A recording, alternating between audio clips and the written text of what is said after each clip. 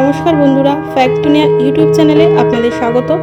আজকে আমি আপনাদের সাথে পুরীর কিছু অজানা তথ্য নিয়ে আলোচনা করব। পুরীর যে আশ্চর্যজনক ঘটনা সেগুলির মধ্যে অন্যতম হচ্ছে পুরীর সমুদ্র। আমরা নর্মালি জানি সমুদ্রের হাওয়া দিনের বেলা জলাশয়ের দিক থেকে তটের দিকে আসে এবং সন্ধ্যেবেলা তটের হাওয়া জলাশয়ের দিকে যায়, কিন্তু পুরীতে ঠিক উল্টো ঘটনা ঘটে। পুরীতে সকালবেলা তটের হাওয়া জলাশয়ের দিকে যায় এবং সন্ধ্যেবেলা জলাশয়ের দিক থেকে হাওয়া তটের দিকে আসে।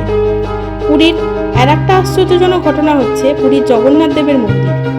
এই মন্দিরটা এমনভাবে নির্মাণ করা হয়েছে, এই মন্দিরটার কোনো ছায়া পড়ে না এবং মন্দিরের উপরে যে ধ্বজ রয়েছে, ধ্বজটা সবসময় হাওয়ার বিপরীত দিকে ওড়ে। মন্দিরের যে সুদর্শন চক্রটি রয়েছে সেটি আপনারা যেই অবস্থান থেকে দেখবেন না কেন মনে হবে যেন ঠিক আপনাদের সম্মুখে রয়েছে।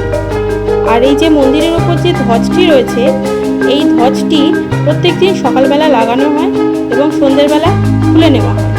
যদি কোনো দিন এর অন্যতা হয় তাহলে দীর্ঘ 18 বছর এখানে পূজা বন্ধ থাকবে, এরকমই নিয়ম আছে।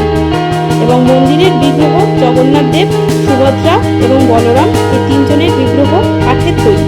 প্রত্যেক 12 বছর পর এই বিগ্রহগুলোকে পুনঃস্থাপন করা হয়, তখন তাকে বলা হয় নবকলেবর বা পুনর্জন্ম।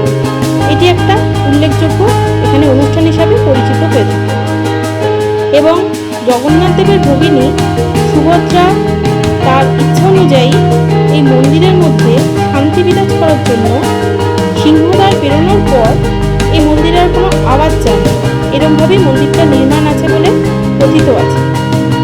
মন্দিরের যে রান্নাঘর সেটি আরও আশ্চর্যজনক। এখানে একটা উনুনের উপর পরপর 7টা পাত্র বসিয়ে ঠাকুরের বা দেবতার ভোগ রান্না করা হয়।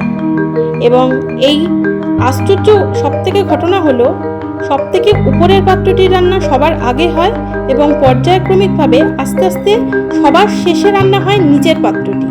এবং প্রত্যেক দিন দেবতার সেবার জন্য যে প্রসাদ নেওয়া হয় সেটি একই পরিমাণ নেওয়া হয়। সেখানে যত ভক্তই আসুক না কেন কোনোদিন কারোর বেশি বা কম হয় না, এমনই আশ্চর্যজনক ঘটনা।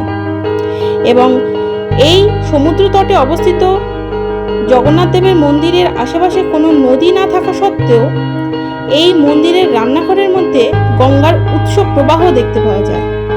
আর একটা ঘটনা হলো, আমরা নর্মালি জেনে থাকি হিন্দু ধর্ম অনুসারে আমরা কোথাও পূজা বা অর্চনা করতে গেলে আমরা উপবাস করে বা না খেয়ে পুজো দিই, কিন্তু এই জগন্নাথ দেবের মন্দিরে পুজো দেওয়ার সময় ভক্তরা রীতিমতো খেয়ে তারপর ঠাকুরের আরাধনা করতে যান।